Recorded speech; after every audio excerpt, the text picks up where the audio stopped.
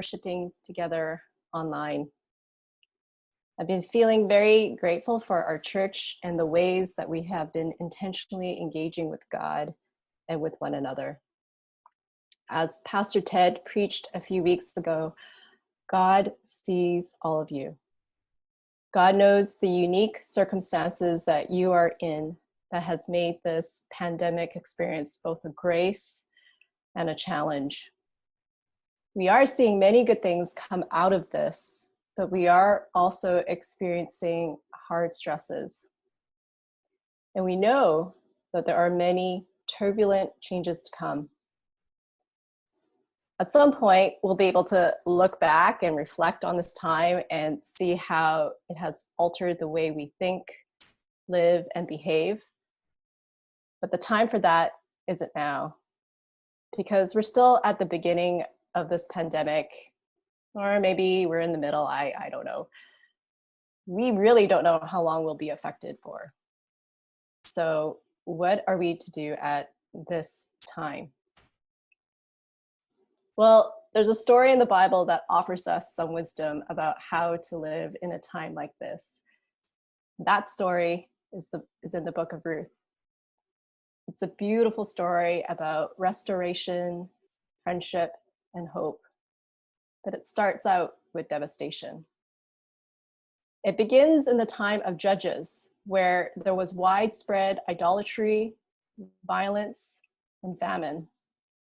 With no food, an Israelite family leaves Bethlehem to live in the land of the Moabites. They are refugees, foreigners in a foreign land. The husband dies, and the two sons marry Moabite women.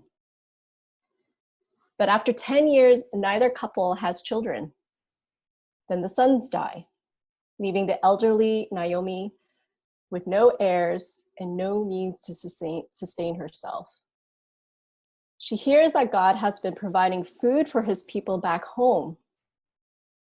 She has no other option but to return to Bethlehem, single and childless. But she returns not alone. Readers have often noted how Naomi's daughter-in-law, Ruth, shows incredible loyalty by staying with Naomi. She famously declares, "Where you go, I will go. And where you stay, I will stay. Your people will be my people. Your God, my God. Where you die, I will die." She willingly becomes what Naomi was, a foreigner in a foreign land. So they move to Bethlehem.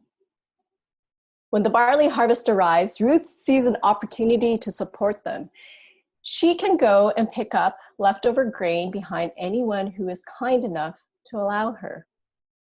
And it just so happens that she picks grain on the field belonging to a relative of Naomi, a man by the name of Boaz.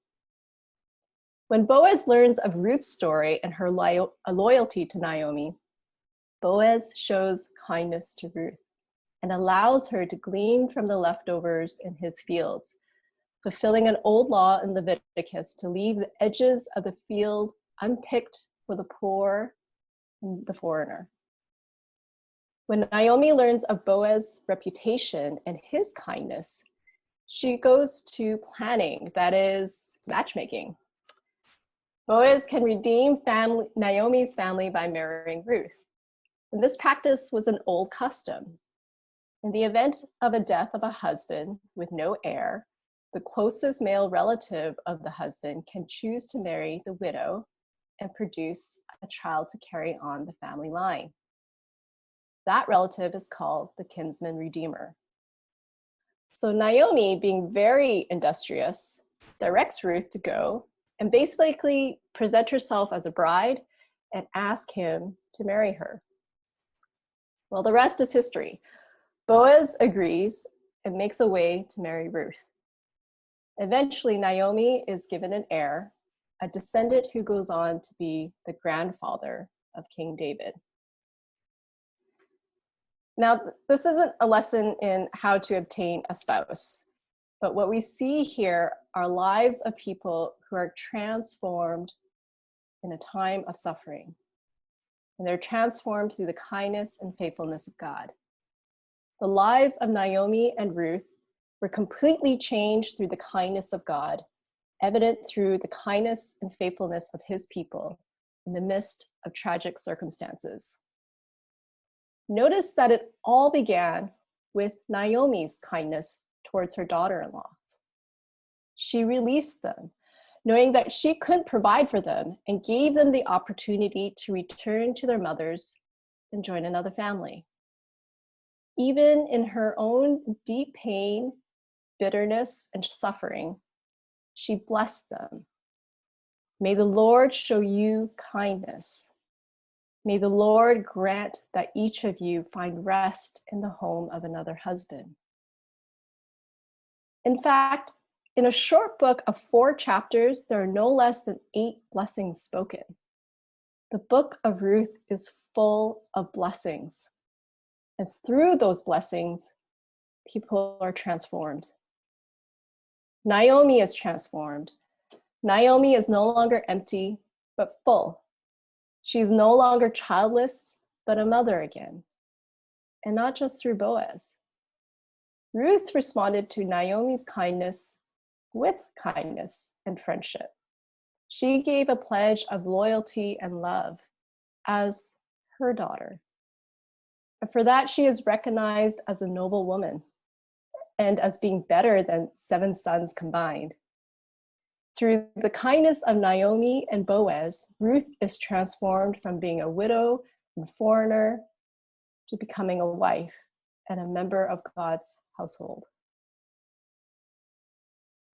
At the end of this month is Pentecost, or in the Jewish calendar, it's called Shavuot, the Feast of Weeks.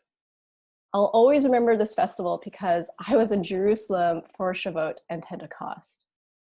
And Shavuot commemorates the revelation of the Torah on Mount Sinai to the Jewish people. But traditionally, it celebrates the end of the barley harvest. And Shavuot is celebrated by lighting candles, staying up all night to learn the Torah, and hearing the reading of the 10 Commandments. It is also celebrated by the public reading of the book of Ruth. So in the next few weeks, I commend you. Listen to the book of Ruth. Listen to how kindness can shape the lives of people and turn suffering into joy. I find it deeply encouraging that the kind of leadership that is inspiring people at this time is the leadership that is marked by kindness and compassion. And the stories that bring me to tears are the ones where people are helping each other. I'm so thankful that we get to live in a society where kindness is being taught, encouraged, and freely given. Because that's what we need to do at this time, especially as God's people, especially as God's church. So we're going to break out into small groups once again.